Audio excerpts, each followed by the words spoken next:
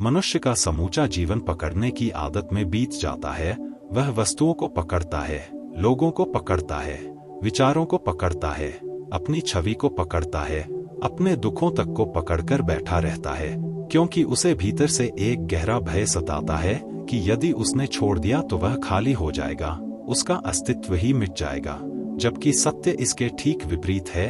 जितना वह पकड़ता है उतना ही वह सिकुड़ता है, उतना ही तनावग्रस्त होता है, उतना ही भयभीत और असुरक्षित महसूस करता है, क्योंकि पकड़ का अर्थ है जीवन के प्रवाह के विरुद्ध खड़े हो जाना। और जीवन नदी की तरह निरंतर बह रहा है। तुम किसी बहती नदी को मुट्ठी में कैद नहीं कर सकते। तुम जितना जोर लगाओगे पानी उतनी ही तेजी से उंगलियों के बीच से फिसल जाएगा और अंत में तुम्हारे हाथ में केवल थकान बचेगी। ठीक ऐसा ही हमारे संबंधों में होता है। जब हम कहते हैं तुम मेरे हो और इस मेरे के भीतर छिपा होता है स्वामित्व का विष, नियंत्रण की चाह, खो देने का डर, और वही डर धीरे धीरे प्रेम को भी जकड़ लेता है, उसे बोझ बना देता है। क्योंकि जहां पकड़ है वहां स्वतंत्रता नहीं हो सकती, और जहां स्वतंत्रता नहीं है वहां प्रेम नहीं टिकता। वहां केवल समझौता, अपेक्षा और अंतहीन शिकायतें जन्म लेती हैं। हम अपने अतीत को भी ऐसे पकड़कर रखते हैं जैसे वह कोई खजाना हो, जबकि वह अक्सर घावों से भरी गठरी होती है। पुराने अपमान, असफलताएं, टूटे हुए रिश्ते, अधूरे सपने, हम उन्हें बार बार दोहराते हैं, अपने मन की दीवारों पर टांग कर रखते हैं, और फिर आश्चर्य करते हैं कि हम हल्के क्यों नहीं महसूस करते, शांति क्यों नहीं मिलती। जबकि सच्चाई यह है कि हम स्वयं अपने बोझ के निर्माता हैं। हमने ही उन स्मृतियों को पकड़ा हुआ है जिन्हें समय कब का ले जा चुका है। भविष्य को पकड़ने की हमारी आदत भी कम विचित्र नहीं है। हम कहते हैं जब यह मिल जाएगा तब खुश होऊंगा, जब सफलता मिलेगी तब चैन मिलेगा, जब लोग मेरी प्रशंसा करेंगे तब संतोष होगा। और इस प्रकार हम वर्तमान क्षण को एक साधन बना देते हैं किसी काल्पनिक भविष्य के लिए जो आता ही नहीं, क्योंकि जैसे ही भविष्य आता है वह वर्तमान बन जाता है और हमारी पकड़ फिर किसी नए भविष्य पर चली जाती है। इस तरह जीवन लगातार टलता रहता है, आनंद स्थगित होता रहता है, और हम पकड़ की इस अंतहीन श्रृंखला में जकड़े रहते हैं। पकड़ केवल बाहरी चीजों तक सीमित नहीं है, हम अपनी पहचान को भी पकड़ते हैं। मैं कौन हूं, मेरी मान्यताएं क्या हैं, मेरा धर्म, मेरी विचारधारा, मेरी उपलब्धियां। और यदि कोई इन पर प्रश्न उठा दे तो हमें ऐसा लगता है जैसे हमारे अस्तित्व पर आघात हुआ हो, क्योंकि हमने स्वयं को इन अस्थायी लेबलों से जोड़ लिया है।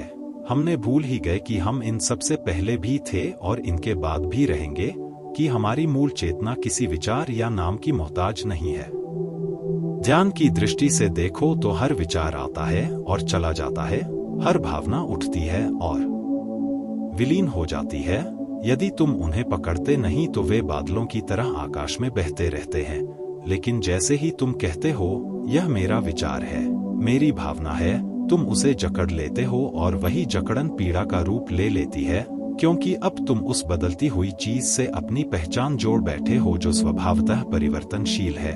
छोड़ना कोई बाहरी क्रिया नहीं, यह भीतर की समझ है कि कुछ भी स्थायी नहीं है, कि जीवन का स्वभाव परिवर्तन है, कि हर मिलन के साथ बिछड़ना जुड़ा है, हर जन्म के साथ मृत्यु जुड़ी है, और यदि यह अपरिहार्य है तो उससे लड़ने का क्या अर्थ। उसे स्वीकार करना ही बुद्धिमानी है। जब तुम सचेत होकर देखते हो कि तुम्हारा मन किसी बात को पकड़ रहा है, किसी प्रशंसा को, किसी अपमान को, किसी अपेक्षा को, और उसी क्षण तुम ढीले पड़ जाते हो, उसे जाने देते हो, तो एक अद्भुत हल्कापन जन्म लेता है, जैसे कंधों से कोई अदृश्य बोझ उतर गया हो, जैसे भीतर कोई गांठ खुल गई हो। और धीरे धीरे तुम समझने लगते हो कि पकड़ तुम्हें सुरक्षा नहीं देती थी बल्कि तुम्हें कैद कर रही थी, कि तुम जिन चीजों को अपना सहारा समझते थे वही तुम्हारी बेड़ियां थी। छोड़ने का अर्थ त्याग या विरक्ति की कठोरता नहीं है, यह जीवन से भागना नहीं है, यह तो जीवन को उसके वास्तविक स्वरूप में स्वीकार करना है। आना और जाना, मिलना और बिछुड़ना, बनना और मिटना, इन सबको एक ही प्रवाह के रूप में देखना है।